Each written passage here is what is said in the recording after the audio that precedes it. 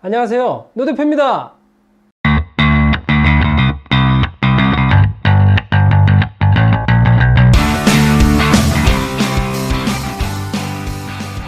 오늘은 공인중개사 협회에 대해서 잠깐 얘기를 나눠보도록 하겠습니다. 며칠 전에 제12대 공인중개사 협회장이 선출되었는데요. 박용현 회장이 당선되었습니다.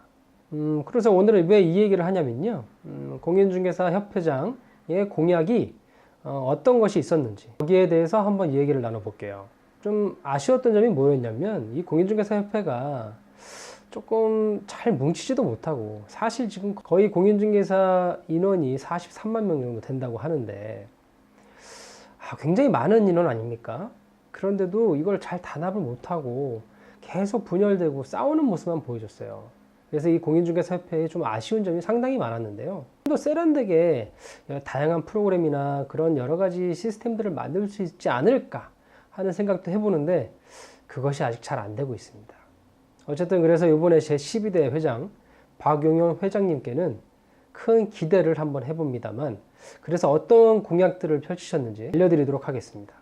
사실 뭐 이런 각 구청장이라든지 또 시장이라든지 이럴 때 바뀌었을 때는 부동산 투자할 때도 그분의 공약이 무엇인지 우리가 꼭 잘 확인을 해봐야 돼요. 새로 서울시장이 당선됐다 그러면은 그 박원순 시장의 공약이 무엇이었는지, 그 시장이 어떤 일을 하려고 하는지를 잘 알아보면 우리가 부동산 투자를 하려고 할 때 굉장히 도움이 됩니다. 마찬가지 이번에 이 협회장이 어떠한 공약을 펼쳤는지, 앞으로 우리 공인중개사가 어떻게 나아갈 것인지에 대한 이야기를 나눠보는 것도 중요하다고 생각해서 이 영상을 찍게 됐습니다. 첫 번째가 독립채산제를 전면 시행하겠다고 했어요. 이 독립채산제가 뭐냐면, 지금 공인중개사 협회 같은 경우에는 공인중개사 협회장 중심으로 운영이 됐었는데요. 이것을 앞으로 지부나 지회로 권한이 이양되는 그런 체제로 만든다는 겁니다. 실제적으로 독립채산제를 운영했을 때는 관리자들 간에 분리해서 운영을 하면서 경쟁을 하기 때문에 저비용 고성과를 낼 수 있는 그런 장점을 가지고 있습니다. 그리고 지부나 지회의 자율보장권을 보장해 주겠다고 합니다. 그래서 중앙집권적 구조를 과감하게 개편하겠다고 했어요. 저는 이 시스템은 좋다고 생각합니다. 부디 이렇게 좀 바뀔 수 있는 그런 협회가 됐으면 좋겠고요. 두 번째가 모든 연수교육을 무료로 만들겠다고 했습니다. 여기에서도 저는 찬성입니다. 특히 이 박윤영 회장이 기도 지역의 무료 연수교육을 통과시키는데 큰 역할을 했다고 하니까 한번 기대를 해보겠습니다. 지금까지 경기도 안 좋을 때 이런 비용 절감은 좀 공인중개사 분들에게 도움이 되지 않을까 싶습니다.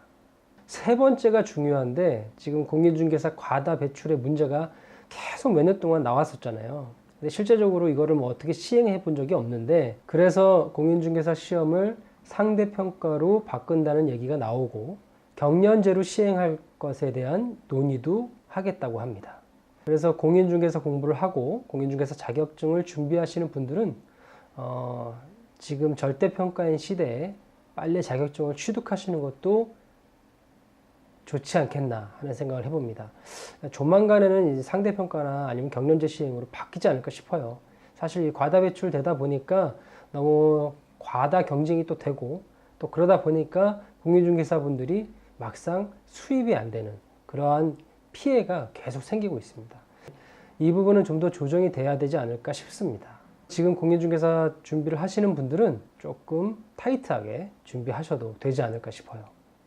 그리고 이 한방, 공인중개사 협회에서 만든 이 한방, 이 시스템을 좀 더 보완하고 전국 최고 수준의 당일 정보망을 만든다고 합니다. 정말 노 대표가 생각할 때 이 한방 시스템은 좀 아쉬움이 있어요. 사실 지금 저희가 이제 광고로 많은 지출 비용이 나가는데, 뭐 네이버도 있고요, 다방, 직방, 뭐 네모 등등등. 사실 저는 한방이 제일 컸으면 좋겠고, 한방이 정말 운영이 잘 돼서 다른 과도한 광고 지출을 좀 줄였으면 좋겠습니다. 사실 네이버도 너무 문제가 좀 많고요. 그리고 직방이나 다방 같은 경우에도 사실 공인중개사분들이 울며 겨자 먹기로 이용하는 경우가 너무 많아요. 정말 한방을 최고의 사이트를 만들어 주시고 최고의 웹으로 만들어 주셔서 다른 과도한 광고 지출을 줄일 수 있는 그런 계기가 됐으면 좋겠습니다. 이건 정말 플리즈. 그리고 또 하나, 뭐 중개보수를 현실화해서 중개보수를 회복하겠다는 이야기를 했습니다. 사실 뭐 중개보수에 대한 얘기는 워낙 찬반론적인 얘기가 많아서 제가 뭐 깊게 얘기는 안 드리겠지만, 뭐 어떤 분들은 과도하다, 어떤 분들은 너무 낮다, 다양한 얘기들이 있거든요.